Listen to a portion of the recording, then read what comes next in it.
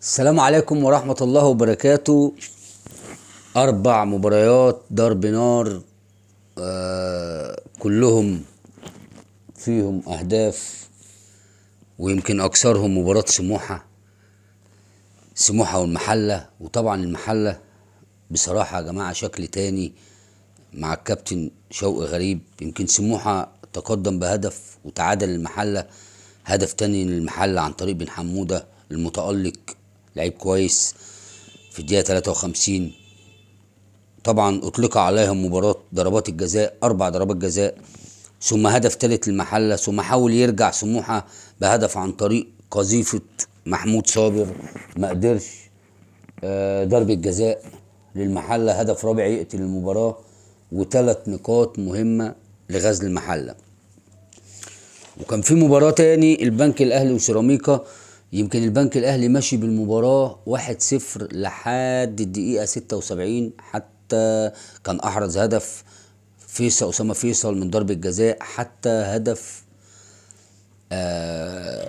عن طريق رجب نبيل في الدقيقة 76، ثم هدف في الدقيقة 78، وقدر يخطف المباراة من البنك الأهلي. مباراة ولا في الخيال.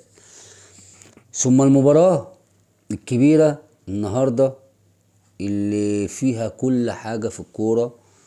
وطبعا أنا اتكلمت عن النادي المصري يا جماعة، فرقة تقيلة جدا، فرقة اللي هيلاعب المصري هيتعجن كورة. يعني لو بيلاعب أي فرقة غير النادي الأهلي النهاردة كانت وقعت منه، كانت فرهدت منه. بس طبعا النادي الأهلي زي ما احنا عارفين لازم تعمل تعويذة عشان تكسبه. مش بسهولة يخسر النادي الأهلي يا جماعة، بيخسر بصعوبة جدا. بيلاعب فرقة بتهاجم من كل حتة وبتضغط من كل حتة، وعندها لعيبة مميزة جدا. طبعا لازم ندي دغموم حقه، لعيب جامد، اللعيب الجزائري لعيب جامد جدا، وبيعمل سبرنت في الدقيقة 90 زي السبرنت اللي بيعمله في أول دقيقة في المباراة. قدر في الدقيقة 39 هدف للنادي الأهلي عن طريق يحيى عطية الله من ضربة ثابتة، وهدف عكس سير المباراة. يعني النادي المصري ضاغط ومسيطر وعمال يروح ومستحوذ، والنادي الأهلي بيقابل من نص الملعب، وضربة ثابتة جون، يخرج النادي الأهلي مرتاح 1-0.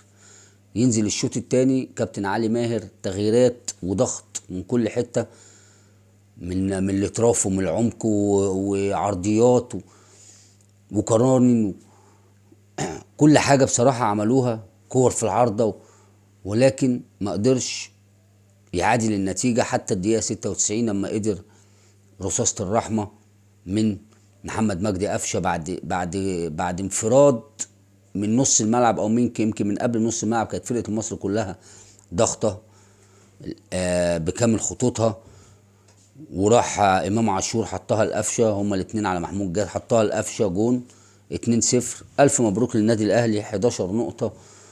والنادي الاهلي طبعا يا جماعة ما بيفرطش في الفرص دي. ثم المباراة الاخيرة معانا مباراة بتروجيت والجونة، وبتروجيت خلى الجونة او ساق الجونة من نفس الكاس بتاع المباراة. يعني الجونة استفاد من المباراة اللي فاتت بيدافع طول المباراة وقدر يخطف هدف 3 نقاط. النهارده بتروجيت اداله بهدف في الدقايق الأخيرة، قدر يحسم المباراة 3 نقاط. وبتروجيت بدأ الدنيا تتظبط معاه مع كابتن سيد عيد. فالدوري ولع، هتبص تلاقي 5 فرق ولا حاجة ولا 6 فرق، 11 نقطة. فالدوري ولع من الأسبوع السادس، لسه بقى كمان أسبوعين 3 وهتلاقي الدنيا نار أكتر من كده. بدأنا نتمتع بصراحة، ونبارك للفرق اللي كسبت: بتروجيت، أهلي، سيراميكا، محلة، وهارد لك للخاسرين. وبإذن الله نشوف مباريات أفضل. السلام عليكم.